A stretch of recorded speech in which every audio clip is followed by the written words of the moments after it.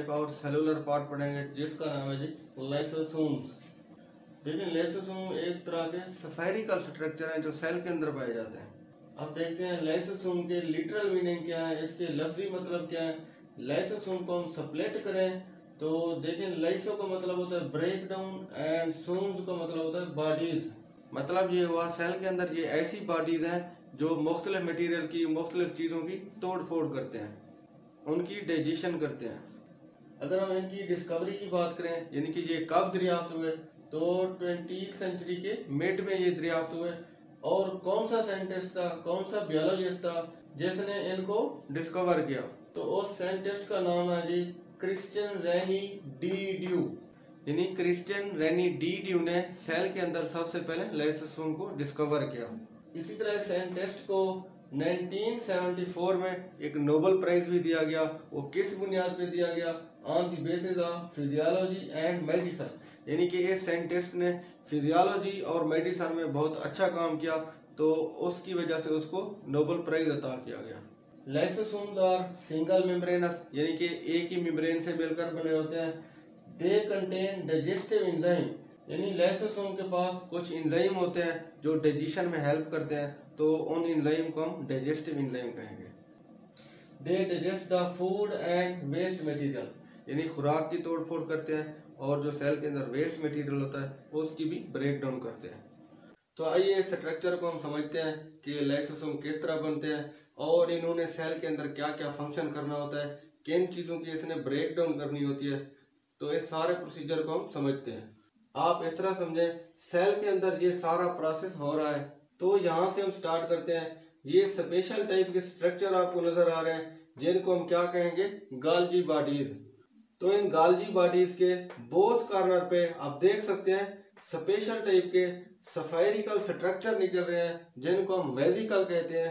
तो ये जो वेसिकल निकल रहे हैं इनको हम कहेंगे प्राइमरी लाइसोसोम्स। देखें इसके अंदर आपको स्पेशल ये स्ट्रक्चर नजर आ रहे हैं जिनको हम क्या कहते हैं? Digestive enzyme. यानी कि इन वेसिकल के अंदर डाइजेस्टिव एंजाइम मौजूद थे, तो इस वजह से हम इसको कहेंगे प्राइमरी लाइसोसोम।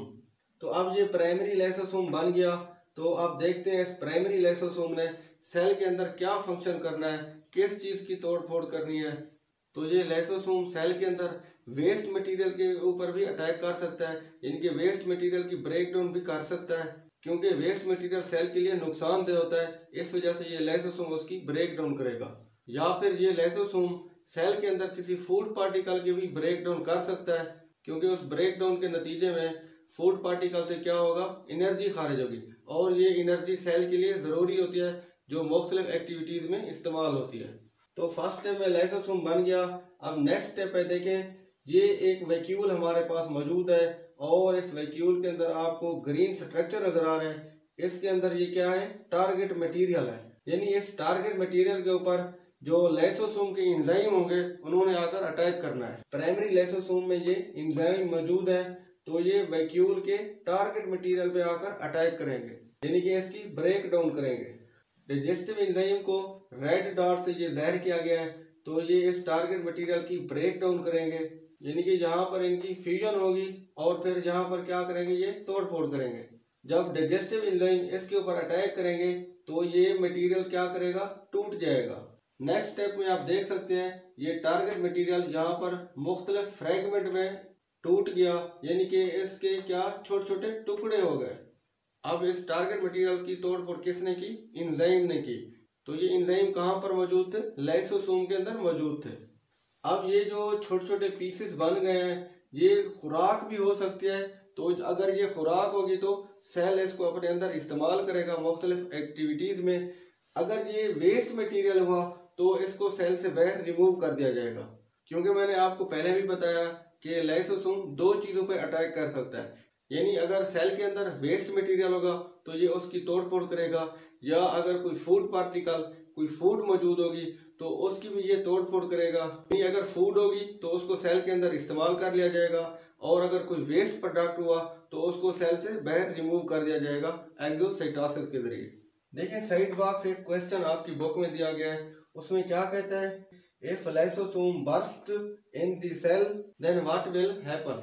उसके कहने का ये मतलब है कि सेल के अंदर अगर लाइसोसोम फट जाए तो क्या होगा। फिर ये एनिमल सेल है, आप यहाँ पर देख सकते हैं। इसके अंदर मुख्तलिफ ऑर्गेनेल मौजूद है, न्यूक्लियस मौजूद है, एंडोप्लाज्मिक रेटिकुलम मौजूद है, इसी तरह गाल्जी बॉडीज भी मौजूद होंगी।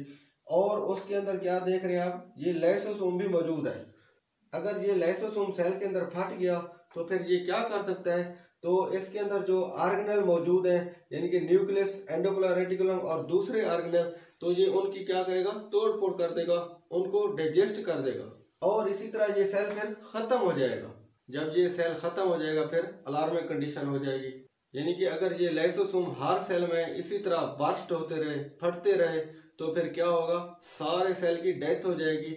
और जब सेल की डेथ हो जाएगी तो फिर उस ऑर्गेनिज्म का वजूद ही नहीं होगा, वो ऑर्गेनिज्म भी खत्म हो जाएगा।